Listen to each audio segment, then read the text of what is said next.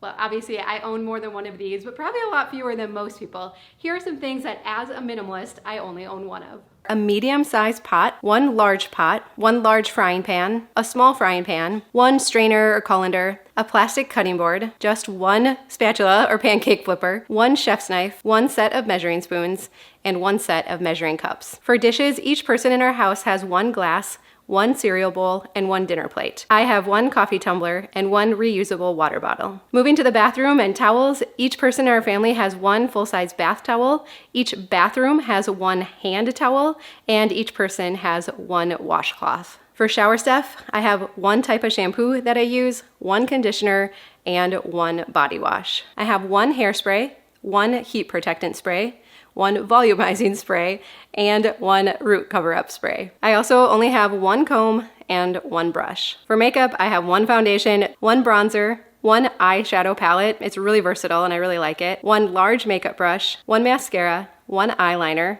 one concealer, and one lip color. I also only have one color of nail polish that I wear all the time. For jewelry, I've simplified it down to one pair of everyday stud earrings, one layering necklace. I can wear all of the necklaces together or wear them individually, one pair of dressier earrings, and one watch. For linens, each person has one comforter on their bed, one bed pillow, one set of sheets, and then we have one set of extra queen sheets and one set of extra twin sheets. For cleaning products, I have one multi-purpose cleaner, one dish cleaner, one glass cleaner, one cleaning paste, I really like the pink stuff, and one type of cleaning sponge. I really like the Scrub Daddy sponges. For shoes, I have one dressy pair of sandals, one casual pair of sandals, a pair of walking shoes, and one pair of slides. For coats, I have one winter vest, one winter coat, and one lightweight jacket. And last but not least, electronics. In our whole house, we only have one TV, one DVD player, one gaming system, one iPad, and then I have one pair of earbuds and one laptop. Well, today I want to take you around my house as a minimalist and show you all the things that I only own one of. And you might be thinking like, but what's the point? Like, why only own one? Is it just so you can say you're a minimalist or, I don't know, like get some kind of badge of honor because you only own one? No, it's not actually that at all. It's twofold. It's inventory and how the inventory in our house adds up, and also the mental energy that it takes not only to manage these things, but to make decisions every single day. So let's start here in the entryway. I'm gonna use my lightweight coat or jacket as an example. So some say that the average American household has 300,000 items in it. Others have said that that research is not actually true or accurate, so I don't know, but it doesn't actually matter because most of us can't actually fathom 300,000 of anything. Needless to say, I think we would all agree that we have thousands of items in our home. So for me, as a minimalist, I have one lightweight jacket, and it would not be uncommon for most people to have 4 or 5 lightweight jackets. Do you see how now with just this one category of things in our home, how the inventory has multiplied? Most of us can actually get by with just one, but often we think we like variety. Now we're gonna talk about that coming up, but what if I like coats? What if I like options? But do you see how if in every area, instead of having one, we have 4, how the inventory creeps up? Now, here's the other side though, is that this takes mental energy, not only to manage and care for, but to make decisions. So for me, if I am, hey, I'm gonna head out, I'm gonna go meet you for coffee, I just grab my lightweight jacket and I go. If instead I have 4, now I have a decision to make. Oh, what type of outfit am I wearing? Oh, what should I grab? It just takes a little bit more energy. And if we're only talking again about one decision one day, which coat am I gonna wear? Not actually that big a deal, but can you imagine how all of these decisions compound throughout a given day? Okay, so now let's look at another category. I could have one pair of dressy sandals, or I could have 4.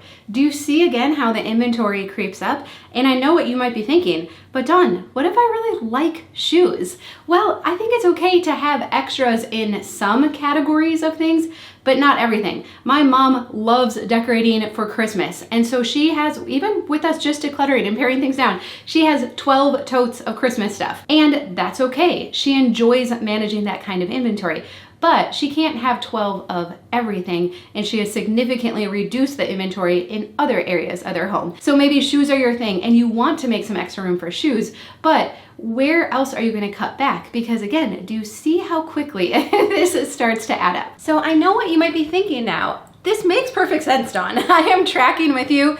Wow, the thought of just having one of each thing in all of these categories actually sounds really good.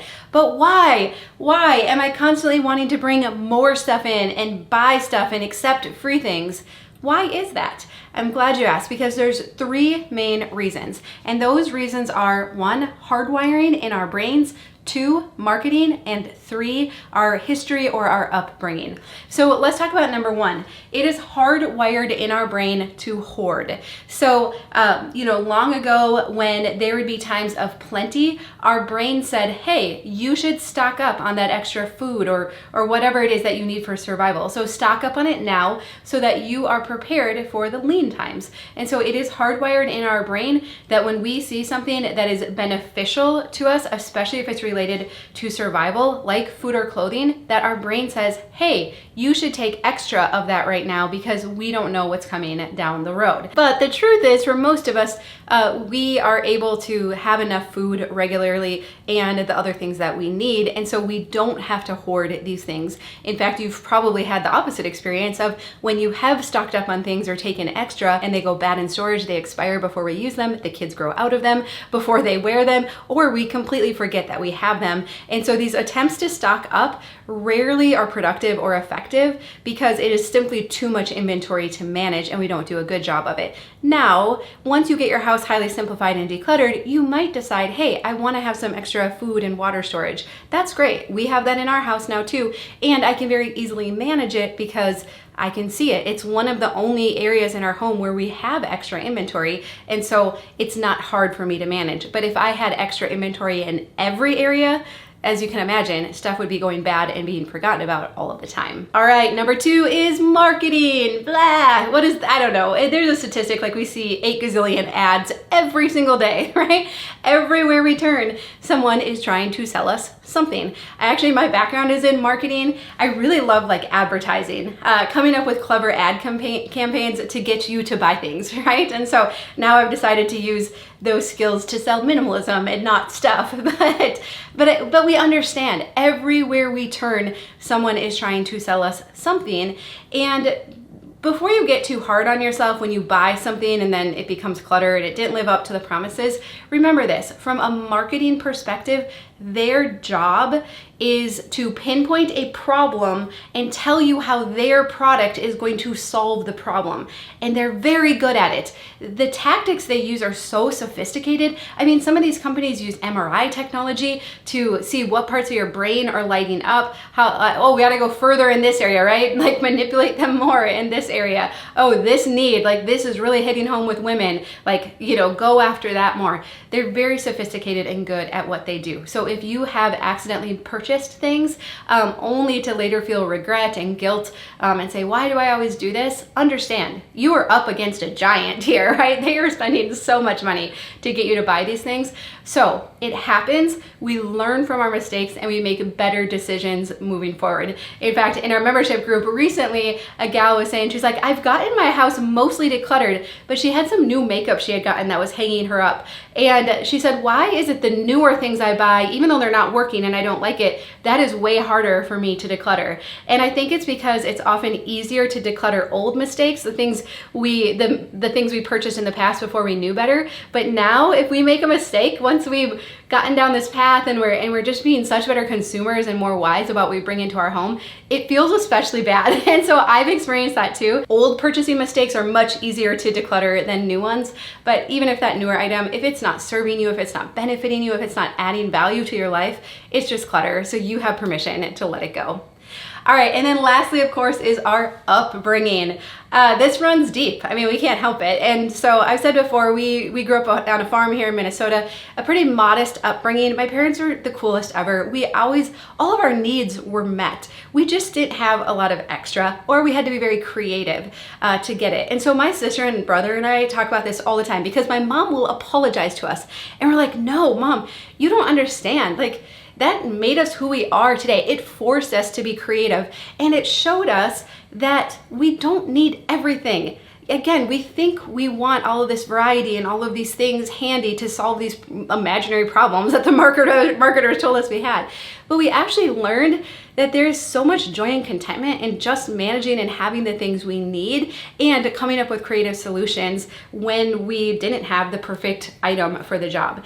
And so we are incredibly creative beings, and we don't need everything, and we don't need multiples and duplicates of everything in order to live a very happy and fulfilling life. In fact, I would propose, after getting rid of 90% of our stuff, living this way for 9 years, that you will not miss any of it. And this is the best way to live, because our brains are not good at managing inventory. They're not good at remembering things and keeping track of things. There's nothing wrong with you if you haven't been doing a good job with all the stuff in your house. You're simply trying to manage too much. So as we pare it down and scale it back, you are going to find so much freedom in your home. Now, let's talk about how we can use this idea of how we have kind of duplicates of everything to very safely declutter our home. So one of the best tactics is to look for duplicates. So you can pull all of your shoes out together and say, okay, where do I have doubles? This is my favorite, most neutral pair of dress sandals. Do I actually need these other two neutral pairs? And so maybe for this pass, I'm gonna get rid of these two, and I'm just gonna keep these two pairs. And so my goal, again, is to have as little inventory to manage. And so this is very safe. And then maybe the next time I make a decluttering pass, I might say, you know what, I'm gonna look at the data. I have not worn this pair of shoes in over a year. So now I feel comfortable letting these ones go as well. So we don't have to get here right away. It's often a process. We call it using the onion method, when we slowly declutter and make layers through our home.